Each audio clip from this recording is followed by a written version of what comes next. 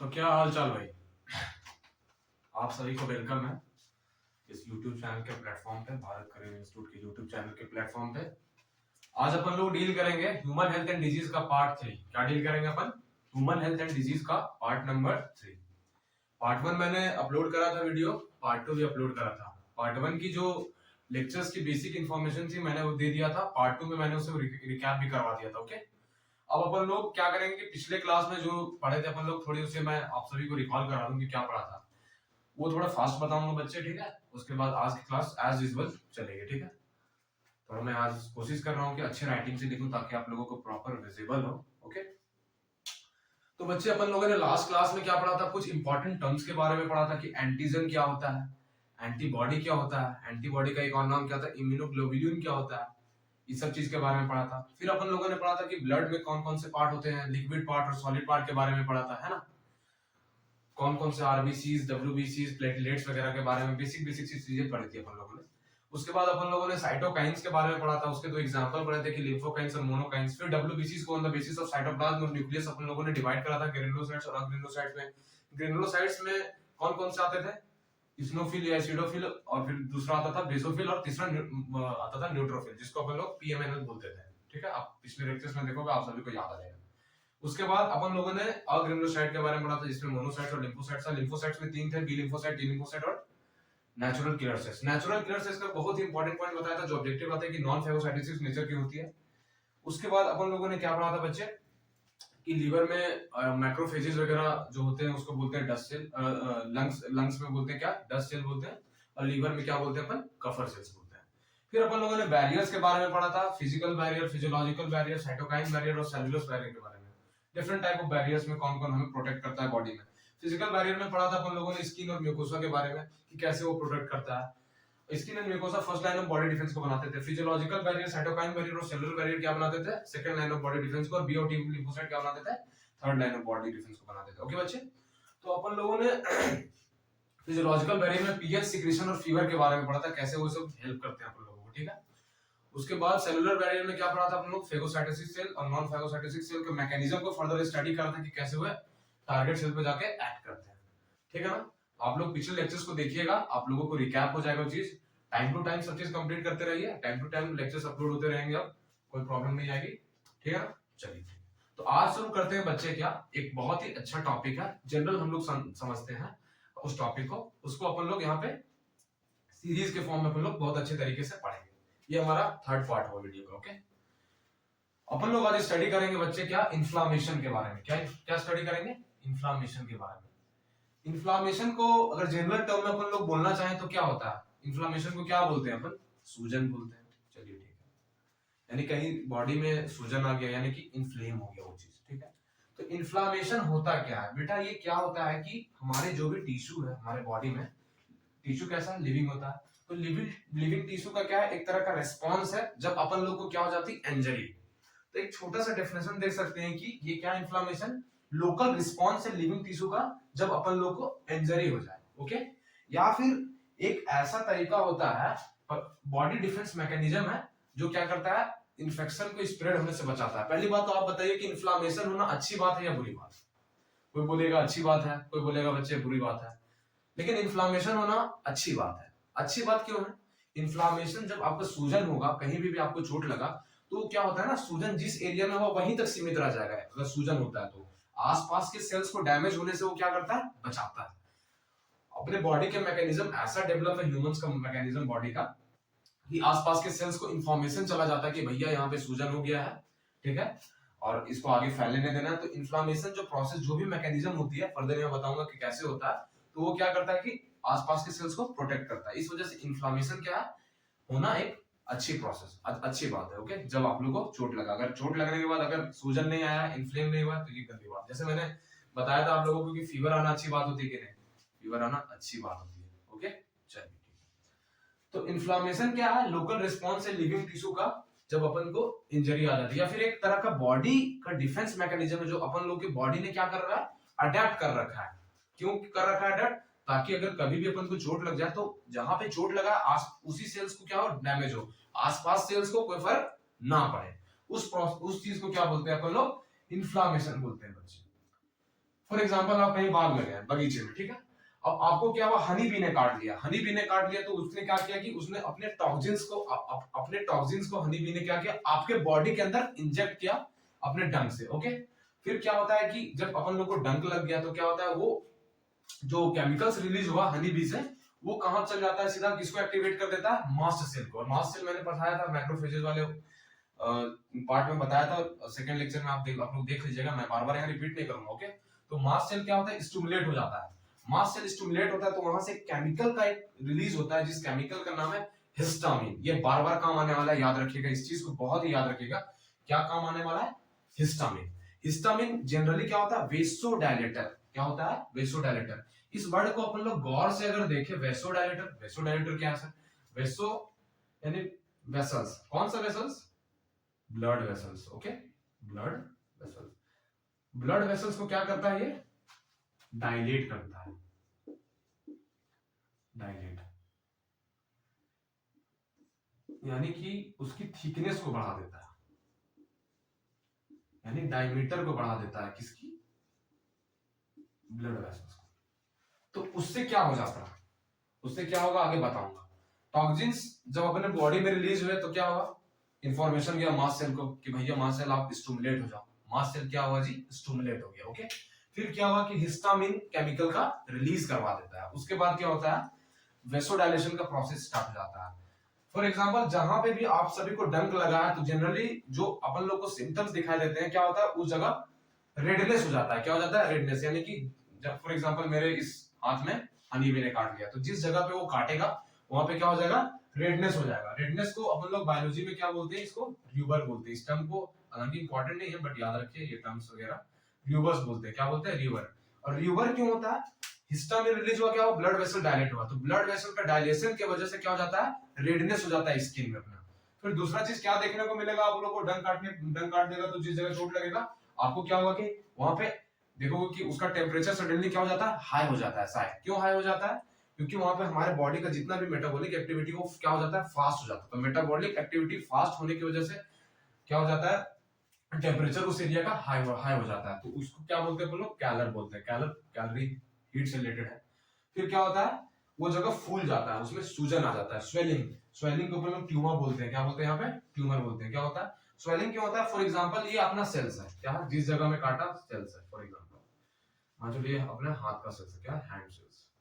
Okay, समझने के लिए अब यहाँ पे क्या हुआ, डंक काटा, फिर क्या होता है, बॉडी के अंदर ये सेल्स है, इसके अंदर क्या होगा, प्लाज्मा रहा होगा, क्या है, प्लाज्मा रहा होगा। अब प्लाज्मा में क्या है, फ्लूइड भरा हुआ है। ये क्या होता है कि काटने से क्या होता है कि यहाँ से क्या होता है, फ्लूइड बाहर आने लगता है, इंट्रासेलुलर फ्लूइड क्या एक्स्ट्रा सेलुलर में आने लगता है, जिसके कारण क्या होता है, वैस्कुलर परमेबिलिटी क्या होता है, बढ़ जाती है। क्या होता है, वैस्कुलर परमेबिलिटी बढ़ जाती है, जिस वजह से क्या हो जाता है, उस जगह में स्वेलिंग हो जाता है। और लास्ट में क्या होता है, दर्द भी होता है, पेन। यानी पेन को अपन लोग क्या किस वर्ड से डिफाइन करते हैं, इसमें डॉलर, वो डॉलर नहीं, ये DOLOR वाला है, क्या है, DOLOR वाला। क्या हो जाता है, पेन क्यों आता है, जिस जगह काटा तो क्या होता है, हमारे हर एक सेल्स में न्यूरॉन्स है, आगे वो सब चैप्टर में पढ़ा जाएगा। थोड़ा human health and disease chapter क्या है, आपस में लिंक है चैप्टर, बट क्या है कि कहीं पहले पढ़ाया जाता है, कहीं बाद में पढ़ाया जाता है, क्योंकि मेरे को लगता है कि चैप्टर समझना आसान है तो इस वजह से मैंने आप सभी को पहले पढ़ाया। ओके, तो क्या है कि इंजरी हो जाता है न्यूरॉन्स में, न्यूरॉन्स में क्या हो जाता है, इंजरी हो जाता है, तो न्यूरॉन्स क्या होता है, टूटता है, और उससे क्या होता है, डैमेज सेल से केमिकल का सिक्रीशन होता है, जिस केमिकल का नाम है प्रोस्टाग्लैंडिन्स। क्या नाम है बच्चे, प्रोस्टाग्लैंडिन्स नाम है, क्या है, प्रोस्टाग्लैंडिन। तो ये प्रोस्टाग्लैंडिन की वजह से ही अपन को क्या होता है, दर्द होता है। तो ये सारा चीज समझ में आया आप सभी को कि इन्फ्लामेशन होता क्या है, इन्फ्लामेशन में जो एक्टिविटीज होती है, रेडनेस हो जाता है, हीटनेस हो जाता है, स्वेलिंग हो जाता है, दर्द होता है, वो किस वजह से होता है। टॉक्सिन मास्ट सेल क्या रिलीज करता है, हिस्टामिन। कुछ इंपॉर्टेंट क्वेश्चन बनेगा, क्या हिस्टामिन क्या फंक्शन है, वैसोडाइलेशन है। कौन सीक्रेट करता है, मास्ट सेल सीक्रेट करता है। रेडनेस क्यों हो जाता है, वैसोडाइलेशन की वजह से आ जाता है। हीट क्यों, मेटाबॉलिक एक्टिविटी बढ़ जाता है। स्वेलिंग क्यों हो जाती है, वैस्कुलर परमेबिलिटी की वजह से हो जाती है। पेन क्यों होता है, क्योंकि वहां पे इंजरी हो जाता है न्यूरॉन्स को, केमिकल रिलीज होता है प्रोस्टाग्लैंडिन। ओके बच्चे, ठीक है, आगे पार्ट में अपन लोग चलते हैं। तो ठीक है बच्चे, अपन लोग क्या पढ़ेंगे, नेक्स्ट पार्ट पढ़ेंगे, ठीक है। इन्फ्लामेशन आप सभी को समझ में आ गया, चलिए ठीक है। अपन लोग क्या पढ़ने वाले हैं, अपन लोगों ने बताया था कि इम्यूनिटी कितने तरह के होते हैं बच्चे, दो तरह के होते हैं। दो तरह कौन कौन, इनेट इम्यूनिटी और अक्वायर्ड इम्यूनिटी। इन्नेट इम्यूनिटी की छोटी सी प्रॉपर्टीज आप लोगों को बताया था कि नॉन स्पेसिफिक नेचर होता है, बाय बर्थ होता है, ठीक है। एक्वायर्ड इम्यूनिटी का अपन लोग पढ़ने वाले हैं, बेसिक बेसिक बात, उसके बाद अपन लोग को इसे डिटेल में पढ़ेंगे, ठीक है। तो अक्वायर्ड इम्यूनिटी क्या होता है? अक्वायर्ड इम्यूनिटी उस तरह की इम्यूनिटी को कहते हैं जो लाइफ टाइम में अक्वायर किए जाते हैं, यानी कि आफ्टर बर्थ होता है, यानी कि कहीं से बाहर से हमारे अंदर पैथोजन जो बॉडी में अटैक करता है और उसके अगेंस्ट हमारे बॉडी की इम्यून सिस्टम एंटीबॉडी बनाती है और उसे फिर खत्म करती है, उस तरह की इम्यूनिटी को क्या बोलते हैं अपन लोग? अक्वायर्ड इम्यूनिटी बोलते हैं, ठीक है बच्चे। चलिए ठीक है सर, अक्वायर्ड इम्यूनिटी समझ में आ गया। तो अक्वायर्ड इम्यूनिटी की फीचर्स क्या क्या होती है, इन्नेट इम्यूनिटी से कैसे कैसे अलग है, इन्नेट इम्यूनिटी और अक्वायर्ड इम्यूनिटी के बीच में क्या डिफरेंसेस होते हैं, इस सारी चीजों को यहाँ पे बताया जाएगा। तो अक्वायर्ड इम्यूनिटी क्या होता है बच्चे? स्पेसिफिक होता है, स्पेसिफिक नेचर का होता है, यानी कि अलग अलग पैथोजन के लिए अलग अलग तरीके से काम करेगा। पैथोजन स्पेसिफिक होता है, जबकि इन्नेट इम्यूनिटी क्या होता है? पैथोजन नॉन स्पेसिफिक होता है बच्चे। क्या होता है? पैथोजन नॉन स्पेसिफिक होता है जी। इन्नेट इम्यूनिटी, अक्वायर्ड इम्यूनिटी के पास क्या होती है? डाइवर्सिफिकेशन की पावर होती है। क्या होती है? डाइवर्सिफिकेशन की पावर होती है, यानी कि वो अलग अलग माइक्रो ऑर्गेनिज्म को वेरीफाई करने की पावर रखता है। Recognises various micro organism. What? Recognises various micro organism. ये किसके फीचर्स है? अक्वायर्ड इम्यूनिटी की फीचर्स होती है, ओके। इसके पास एक और प्रॉपर्टी होती है, जिस प्रॉपर्टी का नाम है क्या? डिस्क्रिमिनेशन। किस चीज का डिस्क्रिमिनेशन करता है? सेल्फ और नॉन सेल्फ सेल्स को पहचानने का यहाँ पे डिस्क्रिमिनेशन का पावर होता है। सेल्फ और नॉन सेल्फ को, किसको? सेल्फ और नॉन सेल्फ को। और चौथी और आखिरी प्रॉपर्टी होती है जो अक्वायर्ड इम्यूनिटी के पास होती है बच्चे, उस प्रॉपर्टी का नाम क्या है? मेमोरी। यानी कि यहाँ पे क्या हुआ कि पैथोजन हमारे बॉडी में आया था कहीं बाहर से, हमारा बॉडी का इम्यून सिस्टम क्या किया? इसके अगेंस्ट एंटीबॉडी बनाया। एंटीबॉडी बनाने के बाद क्या किया? हमारा इम्यून सिस्टम इसको क्या करता है? मेमोरी के फॉर्म में रख लेता है, ताकि दोबारा जब ये पैथोजन आके वही अटैक करे तो दोबारा एंटीबॉडी बनाने की जरूरत ना करे, तुरंत क्या करे? उसे खत्म कर दे जो पहले एंटीबॉडी बना के रखा है। तो इसके पास एक और बहुत ही इंपॉर्टेंट प्रॉपर्टी होती है, मोस्ट इंपॉर्टेंट प्रॉपर्टी क्या है? मेमोरी। यही इस प्रॉपर्टी की वजह से अपन लोग क्या करते हैं? वैक्सीनेशन का प्रिपरेशन कर पाए। किस चीज का? वैक्सीनेशन का। और आप सभी को पता है कि वैक्सीनेशन की आजकल की क्या रोल है। जितने भी कोविड-19 ठीक हुई, जितने भी अपन लोगों ने कंट्रोल कर पाया पूरे वर्ल्ड लेवल पे, वो सिर्फ वैक्सीनेशन की वजह से हुआ। यही प्रॉपर्टी की वजह से हुआ बच्चे। किस प्रॉपर्टी की वजह से? मेमोरी की प्रॉपर्टी की वजह से ही अपन लोगों ने वैक्सीनेशन को बना पाया, ठीक है ना। तो अक्वायर्ड इम्यूनिटी के क्या क्या फीचर्स होते हैं अपन लोगों ने डील करा। 4 फीचर्स होते हैं, स्पेसिफिसिटी, डाइवर्सिटी, डिस्क्रिमिनेशन और मेमोरी। फिर आता है बच्चे, फॉर एग्जांपल जब अपन लोगों को क्या हुआ कि पैथोजन हमारे बॉडी में आके अटैक करा, क्या करा? फर्स्ट एंट्री ऑफ पैथोजन, पहली बार पैथोजन का एंट्री हुआ, तो हमारा इम्यून सिस्टम क्या करेगा? उसे रिकॉग्नाइज करेगा। रिकॉग्नाइज करने के बाद जो रेस्पॉन्स जनरेट करता है, उस रेस्पॉन्स को अपन लोग क्या बोलते हैं? जो हमारा बॉडी रेस्पॉन्स जनरेट करता है, उस रेस्पॉन्स को बोलते हैं बच्चे प्राइमरी इम्यून रिस्पॉन्स। क्या बोलते हैं अपन लोग? प्राइमरी इम्यून रिस्पॉन्स बोलते हैं बच्चे। क्या बोलते हैं? प्राइमरी इम्यून रिस्पॉन्स बोलते हैं जी। और ये जो प्राइमरी इम्यून रिस्पॉन्स होता है वो कैसा होता है? स्लो नेचर का होता है। कैसा? स्लो होता है। कैसा? स्लो होता है। और कैसा होता है? लो इंटेंसिटी का होता है। इसकी जो एक्शन करने की टाइम पीरियड जो होती है वो कैसी होती है? स्लो। जब अपन लोग लो इंटेंसिटी करने का मतलब क्या है? जब हम लोग इसकी ग्राफ देखेंगे तो उसकी पीक क्या आएगी? छोटी आएगी। क्या आएगी? पीक छोटी आएगी। और यही पैथोजन दोबारा हमारे बॉडी में आके अटैक करेगा तो क्या है? मेमोरी बना के रख लिया हमारा बॉडी कि हम लोगों को पता है कि पहली बार पैथोजन आया था, सेकेंड टाइम आएगा तो क्या करेगा? फिर से रिकॉग्नाइज करेगा अपना इम्यून सिस्टम। क्या करेगा? अपना इम्यून सिस्टम फिर से रिकॉग्नाइज करेगा। और उस रिकॉग्निशन को क्या बोलते हैं अपन लोग? उस रिस्पांस को क्या बोलते हैं जो बॉडी रिस्पांस इसके अगेंस्ट जनरेट करता है जब सेकंड टाइम पैथोजन आके अटैक करता है, उसको बोलते हैं सेकेंडरी इम्यून रिस्पांस। क्या बोलते हैं अपन बच्चे? Secondary immune response. या फिर एक बहुत ही इंपॉर्टेंट टर्म दिया जाता है एनामेस्टिक रिस्पांस। क्या? एनामेस्टिक रिस्पांस। क्या? एनामेस्टिक रिस्पांस। और ये एनामेस्टिक रिस्पांस कैसा होता है नेचर में? फास्ट होता है। कैसा होता है? फास्ट होता है और हाई इंटेंसिटी होता है।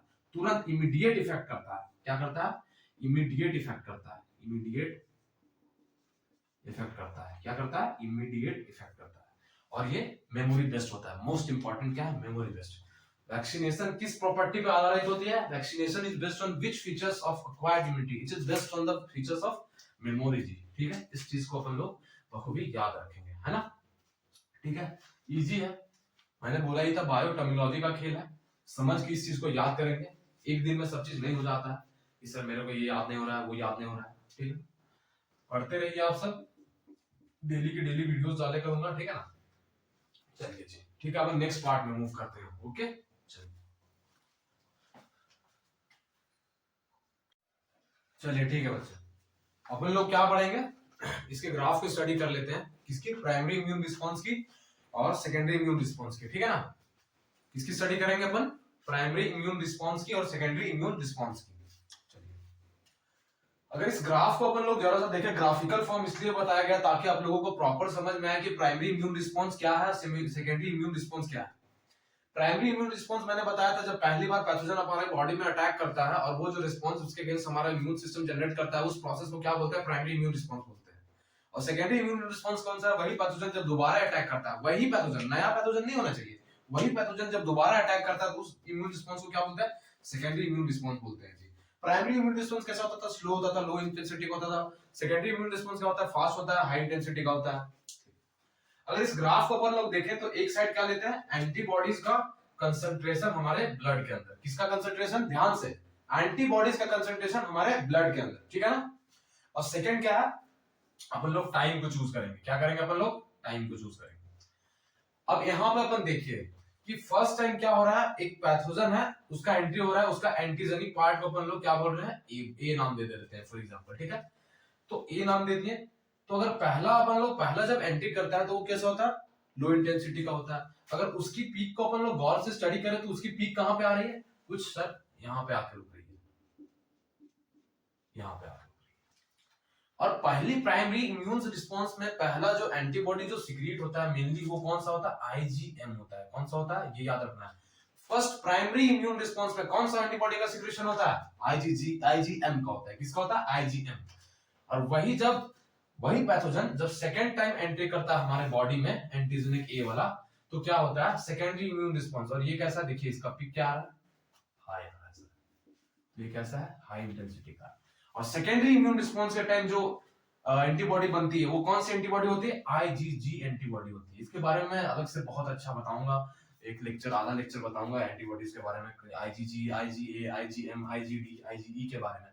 तो प्राइमरी इम्यून रिस्पॉन्स में कौन सी एंटीबॉडी बनती है, आईजीएम। सेकेंडरी इम्यून रिस्पॉन्स में कौन सी बनती है, आईजीजी बनती है। इसकी पीक क्या है, छोटी है, इसकी पीक क्या है, बड़ी है। और क्या होता है कि यहाँ पे एक फेज अपन लोग को नजर आएगा, लेग फेज। जब भी तुरंत पैथोजन एंट्री कर जाता है तो तुरंत एंटीबॉडी थोड़ी बना लेता है, थोड़ा सा उसमें क्या होता है, टाइम लगता है। और उस पीरियड को क्या बोलते हैं अपन लोग, लैग पीरियड या फिर लैग फेज बोलते हैं। क्या बोलते हैं बेटा, लैग पीरियड या फिर लैग फेज बोलते हैं। क्या बोलते हैं, लैग पीरियड या फिर लैग फेज बोलते हैं। ओके, तो ये समझ में आ गया आप सभी को ग्राफ। चलिए ठीक है, अपन लोग अब उसके बारे में क्या डिस्कस करने वाले हैं, अक्वायर्ड इम्यूनिटी के बारे में। किसके बारे में, अक्वायर्ड इम्यूनिटी के बारे में। उसमें अपन लोग क्या देखेंगे बच्चे, एक्टिव अक्वायर्ड इम्यूनिटी भी यहाँ पे दो तरीके की होती है। कौन कौन सी, एक्टिव इम्यूनिटी और पैसिव इम्यूनिटी। एक्टिव इम्यूनिटी और कैसी, पैसिव इम्यूनिटी होती है, ठीक है ना। अगर एक्टिव इम्यूनिटी की बात करें तो नाम से ही अपन लोगों को समझ में आ रहा है कुछ कोई चीज एक्टिव होगा। क्या एक्टिव होगा सर, यहाँ पे क्या एक्टिव होगा, यहाँ पे क्या एक्टिव होगा जी, यहाँ पे हमारा इम्यून सिस्टम एक्टिव होगा। क्या होगा, इम्यून सिस्टम। राइटिंग मेरी थोड़ी खराब है बच्चे, पहले बहुत अच्छा हुई करती थी राइटिंग कंपटीशन में, मैं अपने क्लास 10 टाइम में स्कूल में फर्स्ट आया था। ये जब मैंने नीट की तैयारी कर रहा था उस टाइम मेरी राइटिंग खराब हो गई। इम्यून सिस्टम एक्टिव होगा, क्या होगा, इम्यून सिस्टम अपना एक्टिव होगा, ठीक है। यानी कि एक्टिव इम्यूनिटी के अंदर क्या होता है, हमारा इम्यून सिस्टम जिस होस्ट में जा रहा है, फॉर एग्जांपल मैं होस्ट हूं, ह्यूमंस अपन होस्ट है, कोई भी पैथोजन फॉर एग्जांपल टाइफाइड कर रहा है, टाइफाइड के लिए अपन लोग होस्ट है, तो हमारे इम्यून सिस्टम जो होस्ट का इम्यून सिस्टम इसमें क्या करेगा, पार्टिसिपेट करेगा एंटीबॉडी में बनाने के लिए। वही पैसिव इम्यूनिटी की बात करेंगे तो होस्ट का इम्यून सिस्टम क्या करता है, पार्टिसिपेट नहीं करता एंटीबॉडी बनाने के लिए। अगर एक्टिव इम्यूनिटी की बात करते हैं तो ये क्या होता है, कोई इन्फेक्शन होता है, बाहर से आपके अंदर बॉडी में आया, कोई इम्यूनोजन आ गया, किसी तरह का एंटीजेनिक पार्ट आ गया, कोई भी बैक्टीरिया का, कोई भी वायरस का, किसी भी तरह का वंजा, किसी भी प्रोटोजोन्स का आ गया, फॉर एग्जांपल जितने भी डिजीज कॉजिंग ग्रुप हैं, जितने भी हो गए, उसके वजह से क्या होता है, डेवलप होता है। और इसमें क्या होता है, यहाँ पे रेडीमेड, पैसिव इम्यूनिटी के अंदर रेडीमेड एंटीबॉडी इंसर्टेड होता है। सर रेडीमेड एंटीबॉडी कुछ अलग अलग सुना सुना लग रहा है। आपको कोविड-19 का वैक्सीन लगा है, याद है, तो इसमें क्या किया गया, रेडीमेड एंटीबॉडी बनाया गया है। ये एंटीबॉडी कहां से बनाया गया, कहीं और बनाया गया था और आपके सेल्स में जाके इंजेक्ट कर दिया गया। रेडीमेड एंटीबॉडी कैसे बनती है, रेडीमेड एंटीबॉडी फॉर एग्जांपल अगर अपन लोग बात करते हैं पोलियो वायरस की, अपन लोगों ने बात किया कि पोलियो वायरस, पहला इंडिया ऐसा एक कंट्री था जिसने पोलियो वायरस और स्मॉल पॉक्स को इराडिकेट कर दिया था, पूरी तरह से खत्म। अब बहुत रेयर ही केस मिलते हैं और हम लोग जानते भी हैं कि जब अपन 2 4 5 साल के, कुछ 5 साल से पहले है, कुछ एग्जैक्टली नंबर याद नहीं है, बट उस टाइम पोलियो की टीकाकरण हो जाती है हम लोगों की। तो पोलियो आजकल के पेशेंट इंडिया में ना के बराबर मिलते हैं, और ये बहुत ही मेजर, बहुत ही बड़ा चेंज था इंडियन गवर्नमेंट के हिसाब से। ओके, तो रेडीमेड एंटीबॉडीज कैसे बनती है? फॉर एग्जांपल हम लोगों को पोलियो की रेडीमेड एंटीबॉडी बनानी है, तो क्या करेंगे अपन लोग क्या करेंगे? फॉर एग्जांपल अपन लोग माइस पे पहले टेस्टिंग करेंगे। माइस पे क्या करेंगे? अपन लोग पोलियो के वायरस को इंजेक्ट कर देंगे। पोलियो को वायरस को इंजेक्ट कर दिया, उस पे क्या हो जाएगा? उसको पोलियो वायरस हो जाएगा, और उसके अगेंस्ट क्या बन जाएगा? वहां पे एंटीबॉडी बन जाएगा। अब वहां से निकाल करके क्या करते हैं अपन लोग? ह्यूमंस में कर देते हैं। बट वो क्या था कि ट्रेडिशनल प्रोसेस था, बायोटेक्नोलॉजी का दौर आ चुका है, तो अपन लोग बायोटेक के हिसाब से बायोटेक में पढ़ाएंगे कैसे अपन लोग पोलियो वैक्सीन से बताओ कैसे बनाते हैं रेडीमेड एंटीबॉडी। अगर एक्टिव इम्यूनिटी की बात करेंगे तो इसमें क्या होता है? तुरंत इम्यून सिस्टम रिकॉग्नाइज करता है, थोड़ा सा एक लैग पीरियड चाहिए, थोड़ा सा क्या चाहिए? हल्का सा टाइम लगता है, लैग पीरियड। और इसमें क्या है? पैसिव इम्यूनिटी में तुरंत अपना इम्यून सिस्टम एक्टिव होता है, अपना काम दिखाना स्टार्ट करता है। एंटीजन को एंटीजन आता है, जैसे तुरंत एंटीजन एंटीबॉडी आपस में बाइंड करता है, अग्लूटिनेशन होता है जिसको बोलते थे, और तुरंत क्या करता है? उसको खत्म कर देता है। ठीक है ना? अपन लोग को समझ में आ रहा होगा कि तुरंत अपन लोग करते हैं। इसमें तुरंत किस केस में हो सकता है? स्नेक बाइट वगैरह के केस में क्या होता है? यही पैसिव इम्यूनिटी होता है। क्या होता है? स्नेक बाइट वगैरह के केस में। किसमें? Act immediately. Okay, snake bite वगैरह के केस में। इसमें क्या होता है? एक्टिव इम्यूनिटी के अंदर इसका जो रेस्पॉन्स है वो ड्यूरेबल होता है, कुछ टाइम के लिए होता है, और मोर इफेक्टिव होता है। बहुत इंपॉर्टेंट पॉइंट है, ड्यूरेबल और मोर इफेक्टिव होता है। कैसा होता है? ड्यूरेबल और मोर इफेक्टिव होता है। जबकि इस केस में बात करेंगे तो रेस्पॉन्स कैसा होता है? शॉर्ट होता है, शॉर्ट लिव्ड होता है और लेस इफेक्टिव होता है। किसमें? पैसिव इम्यूनिटी के केस में। अगर बात करें कि एक्टिव इम्यूनिटी किसमें यूजफुल है, जो पर्सन अगर इम्यूनो डेफिशिएंट है या जिसके पास इम्यून सिस्टम प्रॉपर्ली वर्क कर रहा है। बताइए आप सब, थोड़ा सा कॉमन सेंस लगाइए कि इम्यूनो डेफिशिएंट पर्सन में एक्टिव इम्यूनिटी क्या पॉसिबल है? भाई उसकी इम्यून सिस्टम की तोते तोते उड़ चुके हैं, तो कहां से होगा? नहीं हो पाएगा। इम्यून सिस्टम वीक है तो एक्टिव इम्यूनिटी उसमें प्रॉपर नहीं हो पाएगा। तो serves no purpose in immunodeficient person, right? क्या बताया मैंने कि इम्यूनो डेफिशिएंट पर्सन में एक्टिव इम्यूनिटी का कोई रोल नहीं है। अपन लोग अगर कोई पर्सन जिसका इम्यून सिस्टम वीक है, अगर उसमें पैथोजन आके अटैक कर देता है, तो उसकी सिस्टम प्रॉपर बना नहीं पाएगी, प्रॉपर क्या एंटीबॉडी बना नहीं पाएगी, तो क्या होगा? एंटीजन एंटीबॉडी रिएक्शन प्रॉपर नहीं होगा, वो पर्सन डिजीज से अफेक्टेड हो जाएगा, है ना? और इसमें प्रोफाइल एक्सिस में यूज करते हैं, मैंने बताया था प्रोफाइल एक्सिस क्या होता है? प्रिवेंशन ऑफ डिजीज होता है। ठीक है? और पैसिव इम्यूनिटी कैसा होता है? इफेक्टिव होता है इसमें इम्यूनो डेफिशिएंट पर्सन में, किसी पर्सन की इम्यून सिस्टम अगर वीक हो गई है, खराब हो गई है, तो उसमें अपन लोग क्या करते हैं? रेडीमेड एंटीबॉडीज मार्केट से जो बिकते हैं उसको इंजेक्ट कर देते हैं। तो इम्यूनो डेफिशिएंट पर्सन में क्या होता है? पैसिव इम्यूनिटी इफेक्टिव होता है। ओके, और ये कहां? एक्यूट इन्फेक्शन में तुरंत। फॉर एग्जांपल स्नेक बाइट्स, किसमें? स्नेक बाइट्स, मोसिंग, किसी को भी सांप काटा तो क्या करेंगे अपन?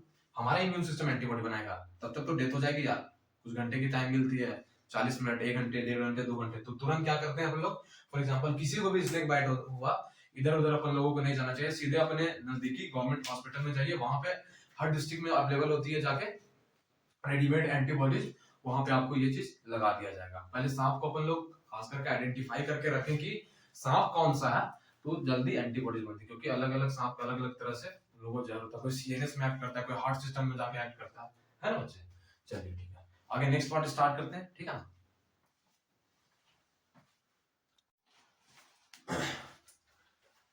थोड़ी सी कुछ पॉइंट और भी है एक्टिव इम्यूनिटी और पैसिव इम्यूनिटी के बारे में। अगर एक्टिव इम्यूनिटी की बात करें बच्चे, क्या करें अपन लोग? एक्टिव इम्यूनिटी की बात करें तो वो दो तरीके से हो सकता है, दो टाइप्स की हो सकती है। कौन कौन से हो सकते हैं? यहाँ देखिएगा, गौर से देखिएगा, बोर्ड की तरफ सब बच्चों का ध्यान होना चाहिए। नेचुरल हो सकता है बच्चे, और क्या हो सकता है? एक आर्टिफिशियल हो सकता है बच्चे। आर्टिफिशियल में जो मोस्ट इंपॉर्टेंट एग्जाम्पल है, मोस्ट इंपॉर्टेंट क्वेश्चन है नीट के पॉइंट ऑफ व्यू से, वो कौन सा है बच्चे? वैक्सीनेशन है। क्या है? वैक्सीनेशन, यानी कि एक्टिव इम्यूनिटी के अंदर आता है वैक्सीनेशन, पैसिव का नहीं। बहुत बच्चे कंफ्यूज हो जाते हैं। एक्टिव इम्यूनिटी के अंदर आता है, किसके? एक्टिव इम्यूनिटी के अंदर, क्योंकि कहीं भी होस्ट सेल में जो बना हुआ था वो क्या इम्यून सिस्टम ने बनाया था, रेडीमेड शुरू में थोड़ी डाला गया था। वो कहीं भी बना, अगर माइस में भी बना हो, बाद में हम लोग ना ले रहे हैं उसको प्रीफॉर्म एंटीबॉडीज के फॉर्म में। तो वैक्सीनेशन किस में आता है? एक्टिव में आता है। यानी कि अगर माइस में फॉर एग्जांपल बनाया गया किसी का वैक्सीन, तो माइस ने तो पार्टिसिपेट करा होगा ना उसके इम्यून सिस्टम को, तो ये रेडीमेड कहीं से आया नहीं है। रेडीमेड आया नहीं, इम्यून सिस्टम पार्टिसिपेट किया, उसका वैक्सीनेशन बनाया, वहां से हम लोग निकाले, फिर रेडीमेड अपने अंदर डाले। चूहे के अंदर तो रेडीमेड कहीं से नहीं आया था। तो ये एक्टिव इम्यूनिटी के केस में आ जाता है। और नेचुरल अपन लोगों को डिजीज वगैरह होती है, तो उसके अगेंस्ट फॉर एग्जांपल मान लो मेरे को कफ एंड कोल्ड हो गया, आजकल ठंड की मौसम काफी चल रही है, यहाँ भी बहुत ठंड है, आप लोगों के एरिया में भी शायद बहुत ठंड होंगे। तो नॉर्मल इन्फेक्शंस तो नेचुरल होते हैं, ठीक है। अब पैसिव इम्यूनिटी की बात करेंगे तो ये भी नेचुरल और आर्टिफिशियल हो सकता है। अगर नेचुरल की बात करेंगे, पैसिव इम्यूनिटी यानी कि जो हमारे इम्यून सिस्टम पार्टिसिपेट नहीं किया। For example during the time of fetal life में जब अपन लोग रहते हैं, during the time of fetal life क्या होता है, मदर्स के प्लेसेंटा से हमारे बॉडी में फिटस के बॉडी में क्या होता है, एक एंटीबॉडी आता है जिसका नाम है आईजीजी एंटीबॉडीज। क्या है, आईजीजी एंटीबॉडीज। ये लाइटेस्ट एंटीबॉडीज होता है बच्चे, ठीक है ना। ये आईजीजी एंटीबॉडीज क्या होता है, मदर के प्लेसेंटा को भी क्रॉस कर जाता है, इतना लाइटेस्ट और स्मॉलेस्ट एंटीबॉडी होता है, ये हमारे फीटस में आ जाता है। ये पैसिव इम्यूनिटी का किसका एग्जांपल है, नेचुरल का। पैसिव इम्यूनिटी में किस टाइप का है, नेचुरल का। इसी तरह एक और एंटीबॉडी मदर से आता है जब पार्चुरेशन हो जाता है, जब लैक्टेशन का टाइम आता है, मदर जब फीड करती है अपनी बेबीज को, इन्फेंट को, तो उस टाइम क्या होता है कि कोलेस्ट्रॉम जो पहली मिल्क होती है मदर की, उस मिल्क को क्या बोलते हैं, जो येलोइश कलर का होता है, फ्लूइड होता है, हल्का गाढ़ा होता है, उसको क्या बोलते हैं अपन लोग, कोलेस्ट्रॉम बोलते हैं। क्या बोलते हैं बच्चे, कोलेस्ट्रॉम। याद रखिएगा, इसको टर्म नहीं पूछ सकता, कभी कभी पूछता है, ये याद रहना चाहिए। कोलेस्ट्रॉम बार बार इस्तेमाल होगा आगे जाके। तो उसमें क्या होता है, एक बहुत ही रिच एंटीबॉडी होता है, जिस एंटीबॉडी का नाम क्या है, आईजीए एंटीबॉडीज। ये आ जाती है कहां पे, इन्फेंट में। किसमें, इन्फेंट। फीटस और इन्फेंट में फर्क पता है ना, इन्फेंट न्यू बोर्न बेबी को बोलते हैं, फीटस जब बेबी बोर्न पहले से पहले, ठीक है ना। बहुत लोगों को फीटस और इन्फेंट में भी डिफरेंस नहीं पता होता है ना। तो इसको अपन लोग बेसिक बेसिक चीज याद रखेंगे कि आईजीजी एंटीबॉडी कहां से आती है, आईजीई एंटीबॉडी कहां से आती है। आर्टिफिशियल में सीरम्स वगैरह होंगे एग्जांपल, जैसे कि एडीएस एंटी डिप्थीरियल सीरम बताया था मैंने लास्ट लेक्चर्स में, एंटी टेटनस सीरम वगैरह हो गया, एंटी वेनम जब स्नेक बाइट के केस वगैरह में एंटी सीरम वगैरह हो गया। ये क्या हो गया, पूरा एक्टिव और पैसिव इम्यूनिटी हमारा खत्म हो गया। ठीक है बच्चे, कोई भी डाउट हो, कोई भी हो, कमेंट सेक्शन में आप पूछ सकते हो, मैं बताऊंगा, रिप्लाई देने की कोशिश करूंगा पूरी से पूरी, ठीक है ना। अब अपन लोग नेक्स्ट टॉपिक पढ़ने वाले, बहुत ही इंपॉर्टेंट, जिस टॉपिक का नाम है इम्यून सिस्टम के बारे में। इम्यून सिस्टम के बारे में हम लोगों ने पहले डब्ल्यूबीसी को थोड़ा सा पढ़ा था, यहाँ पे कुछ और क्या क्या और इम्यून सिस्टम हमारे बॉडी में, बेसिकली उस चीज को अपन लोग पढ़ने वाले हैं। तो इम्यून सिस्टम हमारे बॉडी का कौन कौन सा चीज हो सकता है, लिम्फोइड ऑर्गन्स हो सकते हैं। क्या हो सकते हैं, लिम्फोइड ऑर्गन्स हो सकते हैं, लिम्फोइड टिश्यूज हो सकते हैं, लिम्फोइड सेल्स हो सकते हैं, और एंटीबॉडीज हो सकते हैं। इसको क्या बोलते हैं, लिम्फोइड सेल्स को लिम्फोसाइट्स। क्या बोलते हैं, लिम्फोसाइट्स। क्या बोलते हैं अपन लोग, लिम्फोसाइट्स बोलते हैं। यानी कि हमारे इम्यून सिस्टम में कौन कौन सा हो सकता है बच्चे, लिम्फोइड ऑर्गन हो सकता है, लिम्फोइड टिश्यू हो सकता है, लिम्फोइड सेल्स हो सकता है, और एंटीबॉडीज हो सकता है। तो एक एक करके अपन लोग स्टडी करेंगे। पहले लिम्फोइड ऑर्गन को स्टडी करेंगे, उस टिश्यूज को स्टडी करेंगे, उसके सेल्स को स्टडी करेंगे, फिर एंटीबॉडीज को स्टडी करेंगे। फिर हमारा क्या होगा, यहाँ पे इम्यूनिटी जाके खत्म होगा। उसके बाद अपन लोग स्टार्ट करेंगे किस चीज को, जो कॉमन बैक्टीरियल डिजीज वगैरह होती है उस चीज को स्टार्ट करेंगे। वहां से फिर वायरल, वहां से प्रोटोजोन, वहां से होते करते फिर अपन लोग क्या स्टार्ट करेंगे, वो सब खत्म होने के बाद अपन लोग फिर एड्स के बारे में पढ़ेंगे, एक आध लेक्चर पढ़ेगा एड्स में। फिर कैंसर्स के बारे में पढ़ेंगे, वहां भी दो लेक्चर, एक लेक्चर लगेंगे। फिर जाके लास्ट में ड्रग अल्कोहल एब्यूज के बारे में पढ़ेंगे, और सारा का सारा फिर प्लांट्स वगैरह के बारे में पढ़ेंगे, जिससे ड्रग वगैरह ऑप्टेन होता है। फिर जाके चैप्टर अपना समाप्त होगा। तो लिम्फोइड ऑर्गन, कौन सा ऑर्गन, लिम्फोइड ऑर्गन, वैसा ऑर्गन जो क्या बनाता हो, लिम्फोसाइट्स का फॉर्मेशन। क्या, किसका, लिम्फोसाइट्स का फॉर्मेशन करता है बच्चे, ठीक है। तो लिम्फोइड ऑर्गन दो तरह के होते हैं, एक होता है पीएलओ और एक होता है एसएलओ। पीएलओ का मतलब क्या है बच्चे, प्राइमरी लिम्फोइड ऑर्गन। क्या है, प्राइमरी लिम्फोइड ऑर्गन, ओके। और एसएलओ का मतलब क्या, मैं शॉर्ट में लिख दिया था, सेकेंडरी लिम्फोइड ऑर्गन है बच्चे। क्या है, सेकेंडरी लिम्फोइड ऑर्गन। ठीक है सर, समझ में आ गया अपन। प्राइमरी लिम्फोइड ऑर्गन का मोस्ट एग्जांपल है बोन मैरो, मोस्ट इंपॉर्टेंट है बोन मैरो और थाइमस। क्या है बच्चे, बोन मैरो और थाइमस क्या है, मोस्ट इंपॉर्टेंट एग्जांपल है। अगर सेकेंडरी लिम्फोइड ऑर्गन की बात करेंगे तो इसमें आता है अपना स्प्लीन। कहां, स्प्लीन। आगे बताऊंगा स्प्लीन कहां प्रेजेंट होता है, टॉन्सिल्स। टॉन्सिल्स अपन की यहाँ पे होती है, कई बार आज कफन खुल चल रही है तो टॉन्सिल्स बढ़ जाती है, आवाज नहीं निकलने लगती है मुंह से, या फिर अपने लोगों को च्यूइंग करने में, बाइटिंग च्यूइंग करने में दिक्कत हो जाती है। पेस पैचेस, ये भी हमारे बॉडी के पार्ट्स होते हैं, पेस पैचेस। अपेंडिक्स, अपेंडिक्स यानी वो लार्ज इंटेस्टाइन के स्टार्टिंग वाला पार्ट जिसको बोलते हैं अपेंडिक्स, जो कि वेस्टिजियल ऑर्गन होता है ह्यूमंस में। फिर लिम्फ के नोड्स, अपन लोग के यहाँ पे दो सिस्टम चलते हैं, एक ब्लड सिस्टम है, एक लिम्फेटिक सिस्टम है। लिम्फेटिक सिस्टम के अंदर लिम्फ नोड्स पाए जाते हैं, जिस तरह यहाँ ब्लड वेसल्स होते हैं वहां लिम्फ नोड्स होते हैं। और एक लास्ट है मोस्ट इंपॉर्टेंट, जिसका नाम है माल्ट। अब माल्ट है क्या भैया, माल्ट यानी कि म्यूकोसा, लिख लेना, ठीक है ना। नीचे प्रॉपर अगर विजिबल नहीं होगा तो मैं डिक्टेट कर दूंगा, आप अपने हिसाब से लिख लेना। म्यूकोसा एसोसिएटेड लिम्फोइड टिश्यू बच्चे। मार्ट का क्या फुल फॉर्म है? Mucosa associated lymphoid tissue. वैसा लिम्फोइड टिश्यू जहां पे म्यूकोसा प्रेजेंट हो वो हो गया मार्ट। और कहां पे मार्ट प्रेजेंट होता है इसके बारे में भी अपन बताएंगे आगे तक, ठीक है। अब बोन मैरो और थाइमस क्या है? प्राइमरी लिम्फोइड ऑर्गन है। क्या है? Primary lymphoid organ. ये बोन मैरो और थाइमस क्या होता है? यहाँ पे फॉर्मेशन होता है किसका? लिम्फोसाइट्स का। किसका? लिम्फोसाइट्स का। इमैच्योर लिम्फोसाइट किसमें कन्वर्ट होता है? मैच्योर लिम्फोसाइट में होता है। इमैच्योर लिम्फोसाइट किसमें कन्वर्ट होता है? बोन मैरो और थाइमस में मैच्योर लिम्फोसाइट में जाकर के कन्वर्ट होता है। और एक बहुत ही अच्छा शानदार टर्म देते हैं, एंटीजन सेंसिटिव लिम्फोसाइट। जरा गौर से देखिएगा, एंटीजन सेंसिटिव लिम्फोसाइट कहने का मतलब क्या है? यानी एंटीजन को सेंस करने का पावर आ गया। क्या आ गया? एंटीजन को सेंस करने का पावर, यानी कि पैथोजन के जो पार्ट है जो डिजीज कर रहा है उसको सेंस करने का पावर आ गया। तो इसको क्या बोलते हैं? मैच्योर लिम्फोसाइट को एंटीजन सेंसिटिव लिम्फोसाइट बोलते हैं बच्चे। ओके, अब इसकी बात करेंगे सेकेंडरी लिम्फोइड ऑर्गन की। तो क्या होता है? Encounter of lymphocyte with pathogen. Pathogen के साथ ये लिम्फोसाइट इनकाउंटर करता है और कन्वर्ट हो जाता है डायरेक्टली किसमें? इफेक्टर सेल्स में। तो इफेक्टर सेल्स का कहां फॉर्मेशन होता है बच्चे? सेकेंडरी लिम्फोइड ऑर्गन्स के होता है। किसमें? सेकेंडरी लिम्फोइड ऑर्गन्स का। और एंटीजन सेंसिटिव लिम्फोसाइट का प्राइमरी लिम्फोइड ऑर्गन्स के होता है। ठीक है, उसके बाद अपन लोग एक एक करके डिस्कस करेंगे बोन मैरो के बारे में, फिर थाइमस के बारे में, स्प्लीन के बारे में और माल्ट वाल्ट के बारे में। उसके बाद अगर आज की क्लास यहीं पे एंड करेंगे, उसके बाद मैं आगे अगले क्लास में याद दिलाना कि मैं बोन्स पढ़ाऊंगा, थोड़ा सा बोन्स का एक पार्ट, और उसके बाद आगे इस पर कंटिन्यू करेंगे। ठीक है बच्चे, तो नेक्स्ट पार्ट को मूव करते हैं।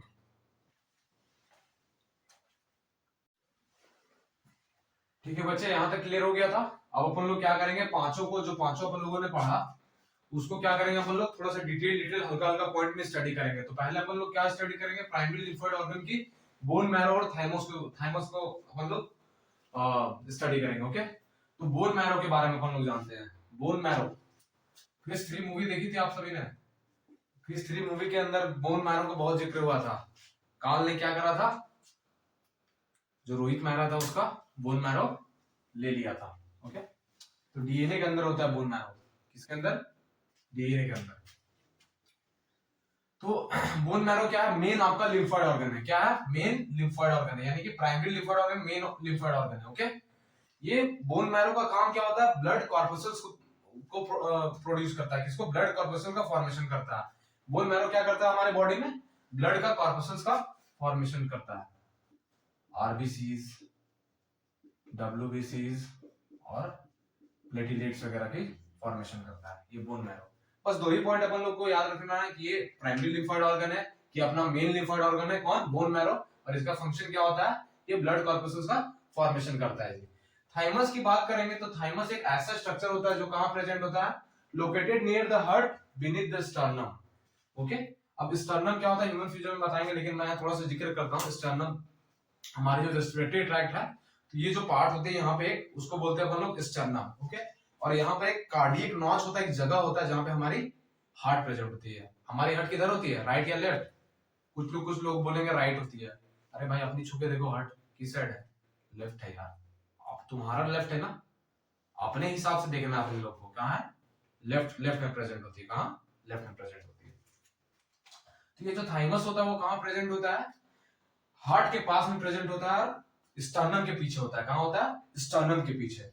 ये जो थाइमस की एक बहुत ही इंपॉर्टेंट बात है कि इसकी क्वालिटी क्या है कि ये जब अपन लोग जब पैदा होते हैं ये तो थाइमस बड़ी साइज की होती है, और इसकी साइज जैसे जैसे एज बढ़ती जाती है, प्यूबर्टी जैसे जैसे आती है वो क्या होती है? रिड्यूस हो जाती है। प्यूबर्टी में अगर देखेंगे तो बहुत ही छोटा होगा या फिर वो गायब हो जाती है थाइमस। दो पॉइंट याद रखना है आप लोगों को। स्प्लीन के बारे में पढ़ेंगे तो स्प्लीन क्या होता है? बीन शेप का होता है। कैसा होता है स्प्लीन? बीन शेप का होता है। कैसा होता है बच्चे? बीन शेप का। लार्ज बीन शेप्ड ऑर्गन होती है। स्प्लीन का काम क्या होता है? ये ब्लड को फिल्टर करने में अपन लोग को हेल्प करती है और माइक्रोब्स को ट्रैप करके रखती है, यानी कि ये माइक्रोब्स को पकड़ के रखेगी और ब्लड को फिल्टर करने में हेल्प करेगी। ओके, इसके अंदर स्प्लीन्स के अंदर की बात करेंगे तो इसमें लिम्फोसाइट्स के सेल्स प्रेजेंट होते हैं और मैक्रोफेजेस भी प्रेजेंट होते हैं। क्या होते हैं? लिम्फोसाइट्स और मैक्रोफेजेस के सेल्स प्रेजेंट होते हैं। स्प्लीन की जो सबसे इंपॉर्टेंट क्वेश्चन आती है कि ग्रेवयार्ड ऑफ आरबीसी किसको बोलते हैं अपन लोग? स्प्लीन को बोलते हैं। किसको? क्या ये आरबीसी का एक तरह से कब्र है। क्या है? क्योंकि यहाँ पर क्या होता है बच्चे की आरबीसी की नॉर्मल अगर लाइफ स्पैन की बात करें अपन लोग तो कितनी होती है? 120 डेज होती है। रेड ब्लड सेल्स हमारे बॉडी में कितना दिन तक जिंदा रहता है? 120 दिनों तक जिंदा रहता है। ठीक है, उसके बाद इसकी क्या होती है? ये जो रेड ब्लड सेल है डेड हो जाती है, उसके बाद कहां पहुंच जाती है? स्प्लीन में, वहां पर जाके रिजर्व फॉर्म में वो पड़ी रहती है। फॉर एग्जांपल जब भी अपन लोगों को ब्लड की जरूरत पड़े तो यही स्प्लीन से हम लोग ब्लड ले लेते हैं। रिजर्वेयर ऑफ आरबीसी है जब भी अपन लोगों को ब्लड लेनी होती है। फिर हमारे बॉडी में क्या है, time to time RBC after 120 days death होती है, फिर बनती है, फिर डेथ होती है, फिर बनती है। ये process normal functional human beings में ये होते रहता है। ठीक है बच्चे, तो ये स्प्लीन के बारे में क्या याद रखना है, बीन शेप्ड ऑर्गन होती है, ग्रेवयार्ड ऑफ आरबीसी होती है, रिजर्वेयर ऑफ आरबीसी, ये ब्लड बैंक भी अपन लोग बोल सकते हैं, इस पॉइंट में ऐड कर सकते हैं। ओके, अगर चौथी पॉइंट है तो लिम्फ नोड्स की बात करते हैं। लिम्फ नोड एक स्मॉल सॉलिड स्ट्रक्चर टाइप की नोड होती है, उसका मेन काम होता है माइक्रोब्स को पकड़ के किल करना। क्या करना, माइक्रोब्स को पकड़ के किल करना बच्चे। सबसे इंपॉर्टेंट है इसमें malt, mucosa associated lymphoid tissue, वैसा लिम्फोइड टिश्यू जहां पे म्यूकोसा प्रेजेंट होता है। अगर अपन लोग एलिमेंट्री के ह्यूमन फिजियोलॉजी में पढ़ेंगे, एलिमेंट्री किनाल के अपन लोग अगर सेक्शन को काट के देखें तो अपन लोगों को बाहर में हमारे एलिमेंट्री किनाल में क्या मिलेगा, इस लेयर का नाम होता है सीरोसा। आउटर मोस्ट लेयर का क्या नाम होता है, सीरोसा। उसके अंदर होता है एक मसल्स का लेयर, उसमें भी 2 मसल्स पाए जाते हैं, तो उसको बोलते हैं मस्कुलरिस लेयर। क्या, मस्कुलरिस लेयर। उसके बाद जो होता है एक लेयर, उसका नाम है सबम्यूकोसा। क्या नाम है, सबम्यूकोसा। और सबसे अंदर जो लेयर पाया जाता है, जो सेल्स होते हैं लेयर, म्यूकोसा। क्या बोलते हैं अपन लोग, म्यूकोसा। यही म्यूकोसा के बारे में माल्ट में यहाँ पे बात हो रहा है। क्या हो रहा है, माल्ट हो रहा है। थोड़ा टॉपिक से हट के बताना पड़ा कि ये क्या होता है, म्यूकोसा होता क्या है। तो म्यूकोसा आप लोगों को समझ में आया, इनर सेल होता है। इनर सेल अगर अपन लोग एलिमेंट्री किनाल को काट के देखें तो अपन लोगों को नजर आएगा म्यूकोसा वहां पर प्रेजेंट होता है। ये जो माल्ट है 50% ऑफ लिम्फोइड टिश्यू को यही बनाता है। हमारे बॉडी में सबसे ज्यादा लिम्फोइड टिश्यू कौन वाला है, माल्ट है, mucosa associated lymphoid tissue. NEET में बराबर क्वेश्चन आते हैं कि कितने परसेंट लिम्फोइड टिश्यू को कंट्रीब्यूट करता है, ये अप्रॉक्स 50% करता है। किसको करता है, कितना करता है, 50%। अब सवाल आता है सर माल्ट कहां-कहां पाया जाता है। ये बच्चे पाया जाता है गैस्ट्रोइंटेस्टाइनल ट्रैक्ट में, यूरिनोजेनाइटल ट्रैक्ट में और रेस्पिरेटरी ट्रैक्ट में। ये म्यूकोसा जहां-जहां प्रेजेंट होते हैं। जीआईटी का मतलब क्या है यहाँ पे बच्चे, गैस्ट्रो इंटेस्टाइनल ट्रैक्ट। कहां पे, जीआईटी वाले रीजन में। ठीक है, पेट और इंटेस्टाइन के पास वाला। फिर रेस्पिरेटरी वाले ट्रैक्ट में, फिर यूरिनोजेनाइटल जहां पेल्विक वाले पार्ट में। ओके, अगर third line of body defence को तो अपन लोगों को समझ में आ गया माल्ट। अगर third line of body defence की बात करें तो बी और टी लिम्फोसाइट मिलकर third line of body defence को बनाते थे। बी और टी नाम कैसे पड़ा, जरा सोचिए तो। मैं बताता हूं आज आप लोगों को बी और टी लिम्फोसाइट क्यों नाम पड़ा। बी, ये तो फॉर्मेशन कहां पे होता है, अगर बी लिम्फोसाइट है इसका फॉर्मेशन बच्चे बोन मैरो के अंदर। बी एम का मतलब क्या है, बोन मैरो के अंदर होता है। और इसका मैचुरेशन भी कहां होगा, बोन मैरो के अंदर। तो ये क्या कहला जाएगा, बी लिम्फोसाइट बच्चे। क्या कहलाएगा, बी लिम्फोसाइट। चलिए सर, बहुत मजा आ गया, बहुत समझ में आ गया, बहुत अच्छा लगा कि बी लिम्फोसाइट नाम क्यों पड़ा। अब टी लिम्फोसाइट क्यों नाम पड़ा बच्चे, टी लिम्फोसाइट इसलिए नाम पड़ा क्योंकि बन तो रहा है बोन मैरो के अंदर, लेकिन मैच्योर कहां हो रहा है, थाइमस के अंदर हो रहा है। इसीलिए इसका नाम क्या पड़ गया बच्चे, टी लिम्फोसाइट। क्या हो गया बच्चे, टी लिम्फोसाइट हो गया। ओके, चलिए छोटा सा एक स्ट्रक्चर बता देता हूं। मैं सोचा था कल बताऊंगा लेकिन अभी खत्म कर देता हूं। एक ये बोन, मेरे ड्राइंग बहुत खराब है बच्चे, पहले बोल दे रहा हूं। ठीक है, ड्राइंग पे इस पे जज मत करना, राइटिंग भी थोड़ी सी खराब है, मैं सुधार लूंगा धीरे धीरे। ओके, तो क्या है कि बोन्स को अपन लोग देखेंगे तो एक लॉन्ग बोन की अगर बात करेंगे, फॉर एग्जांपल लॉन्ग बोन कौन सा है, फीमर अपना। कौन सा, फीमर को, ये थाई वाली बोन। अगर इसको अपन लोग ले लेते हैं तो टर्मिनल पार्ट ऑफ बोन को क्या बोलते हैं बच्चे अपन लोग, एपिफाइसिस। नाम याद रखेंगे, क्या बोलते हैं, एपिफाइसिस। बोन के अंदर व्हाइट बोन मैरो भी होता है, रेड बोन मैरो भी होता है। रेड बोन मैरो के अंदर क्या होता है, लिम्फोसाइट के प्रीकर्सर सेल्स होते हैं। बताइए क्या होते हैं, प्रीकर्सर सेल्स होते हैं। यही प्रीकर्सर सेल्स क्या करते हैं, बी और टी लिम्फोसाइट का आगे जाके फॉर्मेशन करते हैं। किसका, बी और टी लिम्फोसाइट का जाके फॉर्मेशन करते हैं। ये छोटी सी बात बतानी थी कि रेड बोन मैरो और व्हाइट बोन मैरो होते हैं। रेड बोन मैरो के अंदर ही प्रीकर्सर सेल्स होते हैं जो आगे जाके बी एंड टी लिम्फोसाइट की फॉर्मेशन करती है। और यही बी एंड टी लिम्फोसाइट क्या करता है बच्चे, B and T lymphocyte third line of body defence को बनाते हैं बच्चे। यहां तक अपना थर्ड लाइन खत्म हुआ, third line of body defence को बनाते हैं बच्चे। ठीक है, आप सभी को समझ में आ गया कि बोन मैरो का क्या काम होता है, मेन लिम्फोइड ऑर्गन होता है, ब्लड कॉर्पसेस को फॉर्मेशन करने में हेल्प करता है। थाइमस क्या होता है, हार्ट के बगल में और स्टर्नम के पीछे प्रेजेंट होता है। ये लार्ज होता है बट प्यूबर्टी के टाइम क्या हो जाता है, रिड्यूस हो जाता है। स्प्लीन के बारे में समझ में आया कि ग्रेवयार्ड ऑफ आरबीसी बोलते हैं अपन लोग, रिजर्वेयर फॉर्म में होता है, ब्लड बैंक भी बोलते हैं इसे अपन लोग। लिम्फ नोड्स की क्या काम होती है, माइक्रोब्स को किल करता है, ट्रैक करके रखता है। माल्ट 50% कंट्रीब्यूट होता है, कहां पाया जाता है, जीआईटी रेस्पिरेटरी ट्रैक्ट में, यूरोजेनाइटल ट्रैक्ट में। और इसके बाद bone marrow, red bone marrow, वहीं से फॉर्मेशन होता है बी और टी लिम्फोसाइट के। तो आज के लिए बस इतना ही, आगे के लिए बने रहिए, आगे लेक्चर्स में वीडियो अपलोड करूंगा। तब तक के लिए ऑल द बेस्ट और अच्छे से पढ़ाई